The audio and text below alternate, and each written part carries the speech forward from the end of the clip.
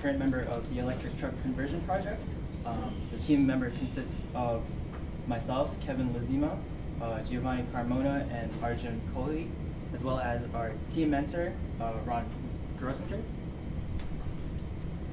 The purpose of this project is to showcase the effectiveness and the potential of the electric vehicle, and hopefully inspire others, such as larger companies, to take on the electric vehicle movement. As many of you may know, this project has actually been ongoing for 2 years now, and so far the current and past team members have gutted the entire engine bay, leaving only some spare parts.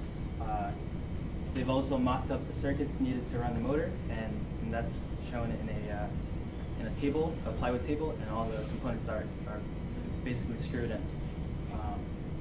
In the spring semester, we actually relocated to SA 119. It's a bigger facility and it's indoors. So, recently, we actually created a coupler to connect the engine to the transmission, which then drives the wheels. In this assembly, we actually put it onto the engine bay itself just to see how everything fits.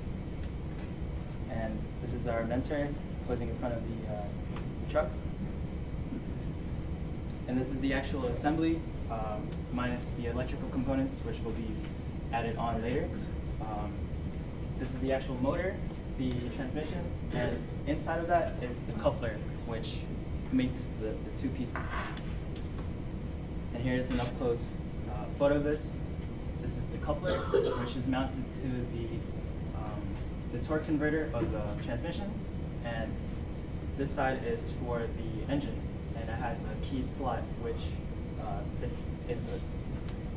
However, with this coupler that we made, there's a lot of faults in it, in its design. It's inherently weak because of this right angle here between the step, and that causes a stress riser. So when we go up in a higher torque, that could potentially snap, and we'd lose control of the vehicle.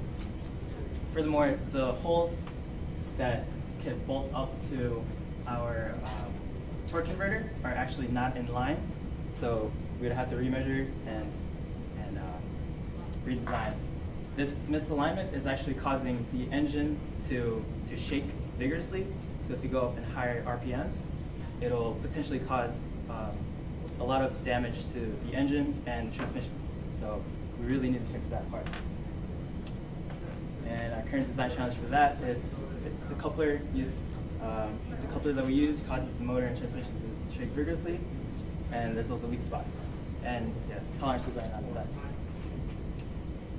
The criteria for the new coupler that we're on the process of making, it has to be able to withstand a lot of torque, since the electric motor actually outputs probably more torque than the combustion engine that was in it. It needs to fit. Clearance is better. The current one that we have isn't that good. It's just a rough design, and we need to eliminate the wobble present in the current design. All tests with the new designs are going to be tested like outside of the vehicle, so we don't have to keep on placing new prototypes onto the motor and then try to run it like that.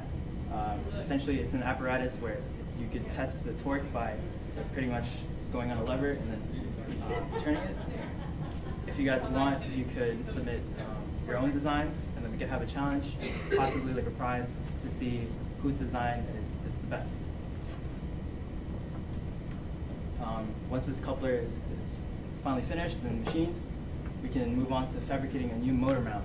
The motor mount, as seen here in the orange, is only temporary. It's made out of just flat iron, and it's not as sturdy as we would want it to.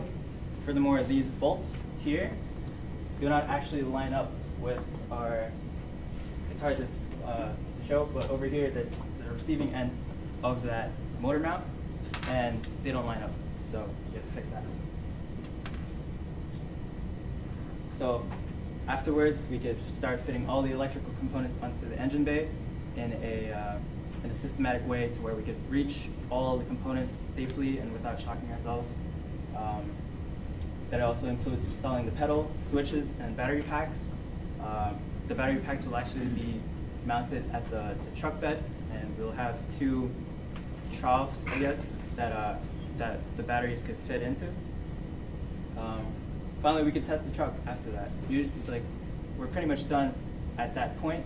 However, we want to do a shakedown test, see if everything is broken before we can take it out to the road. And these are just contact information if you're interested in joining, or if you have questions, concerns, or any input. Please feel free to email the electrictruckproject@gmail.com, as well as the team mentor at ron.grossinger@gmail.com, as well as mine at rpjtellington. We'll also update weekly on what the progress is for our for what we're doing.